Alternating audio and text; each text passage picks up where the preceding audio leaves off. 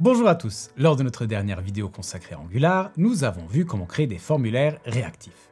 Aujourd'hui, nous allons voir comment rendre ces formulaires plus beaux en utilisant Angular Material 3. Pour cela, on va voir ce qu'est Angular Material, on verra comment l'installer dans un projet existant, et puis on verra comment utiliser les composants Angular Material dans des formulaires. Pour rappel, cette série de vidéos s'inscrit dans une longue lignée de vidéos dont le fil rouge est la création d'une application de visualisation et gestion de cartes à collectionner de type Pokémon, Magic, Yu-Gi-Oh! Ou autres. Et ces tutos sont également disponibles sur mon blog en version écrite, où vous retrouvez toutes les explications avec les lignes de code que vous pouvez directement recopier si nécessaire. Petite parenthèse, si vous n'avez pas suivi les autres vidéos, ne vous en faites pas, vous n'en aurez pas besoin pour comprendre celle-ci. Je m'appelle Sergio, entrepreneur et développeur depuis plus de 10 ans, et vous êtes sur la chaîne SimpleTech, la chaîne dédiée aux passionnés de développement et de technologie. Et maintenant, place au code. Commençons par expliquer ce qu'est Angular Material. Angular Material est une librairie de composants graphiques basée sur les spécifications Material Design de Google. Angular Material vient avec un large éventail de composants tels que des boutons, des inputs, des menus et bien plus. Et en plus de ça, les composants sont responsifs et facilement personnalisables. Passons maintenant à l'installation d'Angular Material dans un projet existant. Pour cela, ouvrons notre projet et allons dans le terminal. Commençons par vérifier notre version d'Angular, ng-version, car ici, vous voulez absolument être sur la version 18 afin de pouvoir utiliser les composants Material 3. Donc là, on est bien en version 18. Si ce n'est pas le cas, je vous prie de bien vouloir faire l'update avant de continuer. Après, ce que je vais vous montrer marche aussi bien en version 3 que dans les anciennes versions, mais peu importe, comme ça vous aurez les mêmes rendus que nous à l'écran. Donc une fois que vous avez fait ça, il suffit d'installer Angular Material. Pour ça on fait un ng-add @angular/material. Là vous devriez voir plusieurs questions. La première question vous demande si vous voulez bien installer le package, donc on va dire bien entendu oui. La deuxième question vous demande quel thème vous voulez utiliser, donc vous avez le choix entre plusieurs thèmes ou un thème customisé. Je vais prendre le premier qui est donc Azure Bleu. On nous demande si on veut utiliser la typographie Angular Material, donc là aussi je vais dire oui. Et ensuite on nous demande si on veut inclure et activer les animations, si on veut juste les inclure ou si on ne veut ni les inclure ni les activer. Moi je vais les inclure et les activer. Et voilà, Angular Material est installé et est prêt à être utilisé dans notre projet. Maintenant, regardons en vitesse à quoi ressemble notre formulaire auquel on souhaite ajouter les composants Material. Pour cela, je vais exécuter le projet, donc ng-serve, et on va l'ouvrir dans notre navigateur. Donc le formulaire en question, c'est celui-là. Donc si j'ouvre la carte, vous voyez qu'on a des formulaires tout à fait banals en HTML, sans aucun style particulier. Maintenant, regardons comment nous pouvons adapter ce formulaire afin d'utiliser nos composants Material. Pour cela, je propose de commencer par les boutons. La première chose à faire en général lorsque vous avez besoin d'un composant, c'est d'aller à la page material.angular.io et de vérifier si ce composant existe ou non. Faisons-le en vitesse.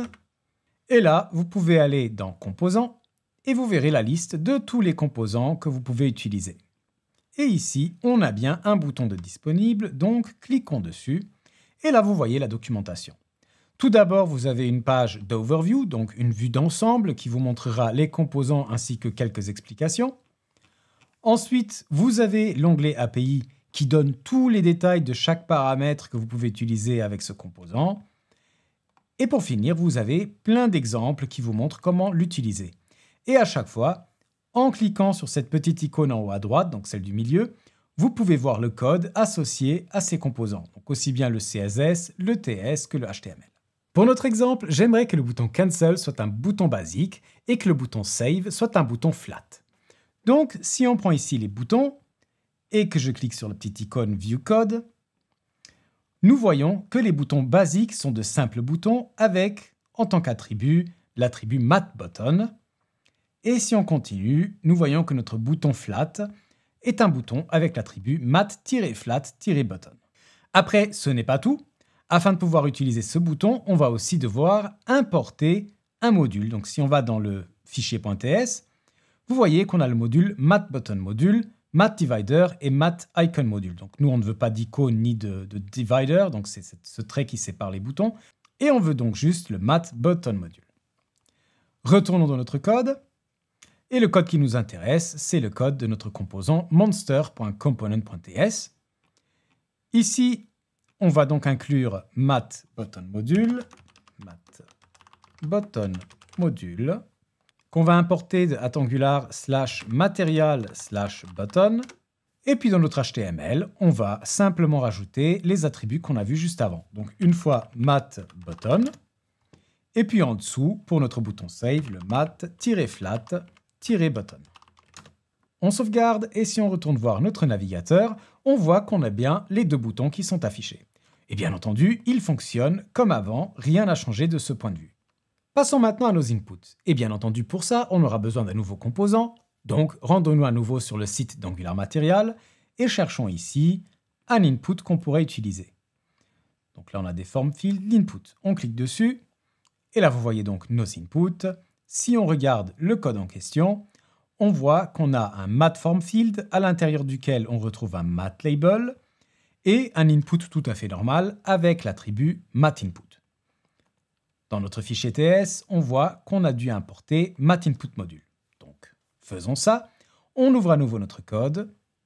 Et là, dans le fichier TS, on commence par faire un import de mat input module qu'on importe de @angular/material/input et on l'ajoute à nos imports. Mat input module. Nous retournons dans notre fichier monstercomponent.html. Et là, on va prendre pour commencer le premier input. Ce div, on va le transformer en mat form field. Le label va devenir un mat label. Et à notre input, on va rajouter un mat input.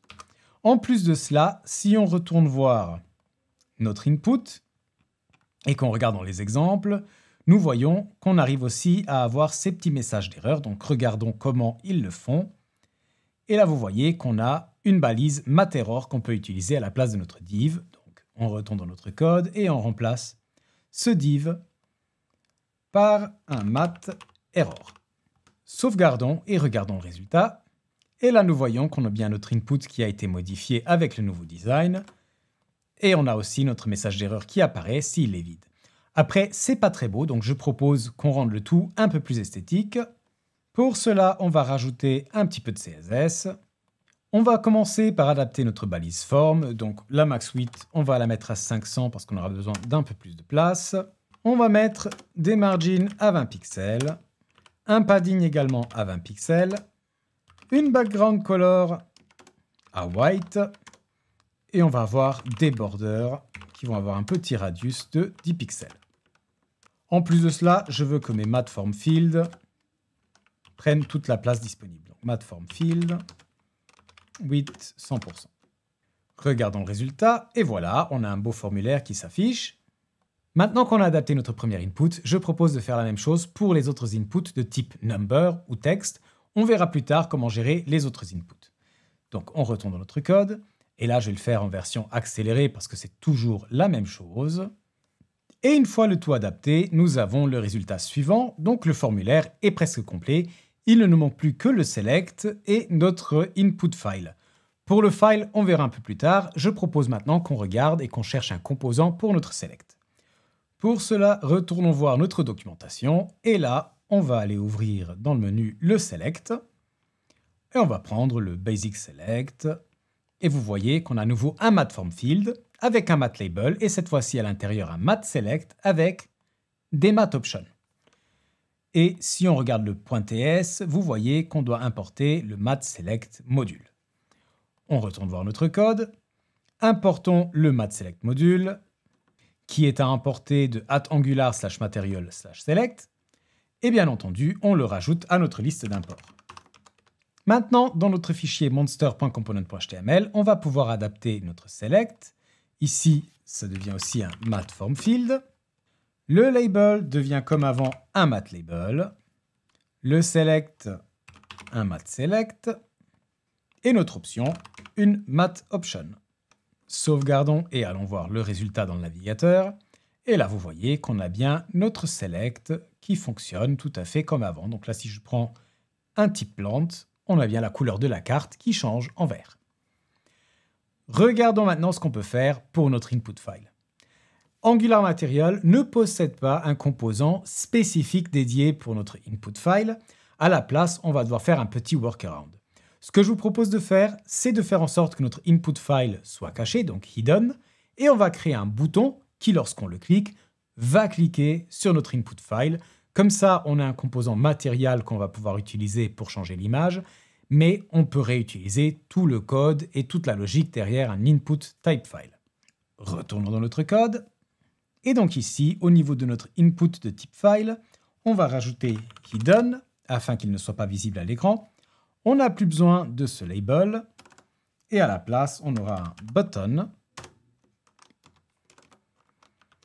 de type button. C'est important de mettre le type button, sinon le type par défaut va être un type submit. Et à chaque fois qu'on cliquera sur le bouton, le programme va aussi tenter de faire un submit du formulaire, ce qui n'est pas ce qu'on veut faire dans ce cas présent. Et là, en tant que texte, on va écrire un upload file, double point, suivi de ou bien le nom du fichier si un fichier a été sélectionné, sinon 3 petits points. Donc là, pour récupérer le nom du fichier, on va devoir d'abord nommer notre input. Donc je vais l'appeler image input. Et là, on peut faire un image input.files. On prend l'index 0, donc avec un point d'interrogation au cas où il n'existerait pas. Point d'interrogation name, donc si le nom n'existe pas, on fait un or, et à la place, on aura 3 petits points. Maintenant, quand on fait un clic, on va exécuter un image input.click, et le tout devrait déjà fonctionner. Laissez-moi juste mettre ça comme ça. Bien entendu, n'oublions pas de renseigner que c'est un mat button. Donc là, je vais plutôt prendre un mat raised button. Et si on retourne voir notre navigateur, vous voyez qu'on a bien notre bouton avec upload file 3 petits points parce qu'on n'a pas encore choisi de fichier. Et si on choisit un fichier, nous avons le bouton qui change de texte, upload file, double point, suivi du nom du fichier, donc search.png dans mon cas. Bon là, j'aime pas trop les espacements entre le bouton et les inputs, donc changeons ça dans notre CSS. Donc ici, je vais mettre plutôt un margin bottom uniquement, et je vais peut-être le mettre à 20 pixels, voyons le rendu. Oui, c'est mieux comme ça. Et voilà, nous avons donc un beau formulaire avec des composants Material 3. Pour finir, j'aimerais qu'on regarde comment utiliser le composant Dialog d'Angular Material. Mais avant ça, si cette vidéo vous est utile jusqu'ici, n'oubliez pas de me lâcher un gros pouce bleu afin de m'envoyer des bonnes ondes et afin que l'algorithme YouTube donne plus de visibilité à mes vidéos. Et bien sûr, lâchez-moi un petit commentaire avec vos remarques ou vos questions, ça me fait toujours très plaisir de vous lire. Revenons au dialogue d'Angular Material et regardons comment les utiliser en pratique. Pour cela, je propose tout d'abord de créer un bouton qu'on va appeler Delete, qui servira à effacer un monstre sélectionné. Et avant de lancer l'effacement d'un monstre, on va afficher un dialogue de confirmation afin de s'assurer de ne rien effacer par erreur. Donc, commençons par ajouter justement ce bouton Delete à notre formulaire. Pour cela, on retourne ici dans notre HTML et tout en bas, où on a nos boutons, on va créer un bouton en plus. Donc on aura 2 conteneurs, un left donc pour les boutons à gauche et un conteneur pour les boutons à droite, donc right. Ici, je vais effacer tout ça. Je vais appeler mon bouton Delete et on va appeler Delete Monster quand on cliquera dessus. N'oublions pas d'indiquer le type de bouton. Donc là, c'est un type button. Et nous pouvons maintenant créer cette fonction Delete Monster. On va dans notre fichier monster.ts. Et pour l'instant, je propose de garder la fonction simplement vide, car on ne veut pas encore l'implémenter. Maintenant, ajoutons un peu de CSS dans notre fichier monstercomponent.css. Et là, on va rajouter un .left.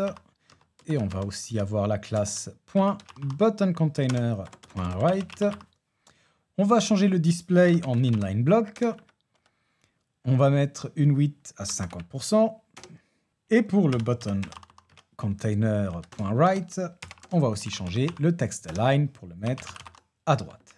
Maintenant, dans notre formulaire, vous voyez qu'on a bien un bouton Delete à gauche et le bouton Back et Save à droite. J'aimerais maintenant que le bouton Delete soit rouge et ça tombe bien. Pour cela, on va utiliser non pas un matte button, mais un matte flat button. Et on peut utiliser une couleur qui existe dans notre Material 3, qui est la couleur Warn, qui va rendre notre bouton rouge. Maintenant que notre formulaire est prêt, regardons vite fait la documentation de MatDialog. Donc là, si vous regardez dans votre menu, vous voyez qu'on a bien un composant dialogue. Et là, si on va voir le code de l'exemple et qu'on se rend dans notre fichier .ts, vous voyez que l'ouverture du dialogue se fait de la manière suivante. On a un 10.dialogue, donc cet attribut dialogue, c'est un inject de mathdialogue. Et puis on fait un .open pour ouvrir le dialogue en question. Mais là, on lui passe encore un composant en paramètre. Et ce composant est le composant qui va se charger du rendu de ce dialogue. Ensuite, on peut encore passer des paramètres à ce composant, mais dans notre cas, on ne va pas le faire, mais vous pouvez toujours lire la documentation si vous avez besoin de passer des paramètres à votre composant. Ensuite, si on veut que ce dialogue nous renvoie un résultat, on peut faire un .afterclose.subscribe pour récupérer le résultat qui nous est envoyé. Regardons maintenant le code de dialogue overview example dialogue. Et là, vous voyez deux choses. On a une référence à dialogue example dialogue, donc elle est utilisée pour fermer notre dialogue. Nous, on n'en aura pas besoin, je vous explique dans 2 secondes pourquoi. Et puis, on a les données qui nous ont été passées en paramètres et un modèle qui va pouvoir aussi être utilisé pour envoyer des données ou autre. Mais là aussi, pour notre exemple, on n'en aura pas besoin parce qu'on va faire le dialogue le plus simple possible. Regardons maintenant encore le fichier HTML du composant de dialogue. Et là, vous voyez que ce composant a plusieurs choses. Donc d'abord, un titre, donc ici un H2 avec l'attribut très important mathDialogTitle. Ensuite, nous avons le tag mathDialogContent qui va avoir le contenu à afficher dans le dialogue.